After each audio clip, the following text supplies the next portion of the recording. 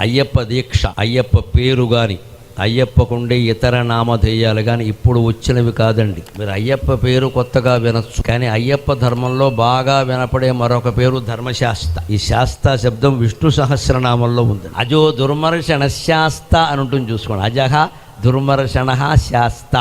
ఈ అయ్యప్ప ధర్మంలో ఉండే శాస్త విష్ణు సహస్రంలోంచి పుట్టింది. ఏం సామాన్యమైన కాలం. విష్ణు సహస్రం అంటే భారతం, ఆనుశాసనిక పర్వం, అంతే కదా.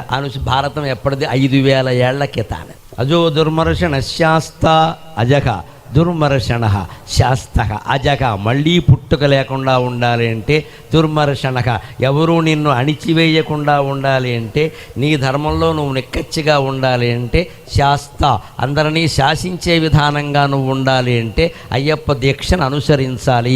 మనస్సును నిగ్రహించుకోవాలి. దీక్షలో ప్రధానమైంది మనో నిగ్రహం, శరీర నిగ్రహం కాదు. కనీసం శరీర నిగ్రహం కూడా మంచిది.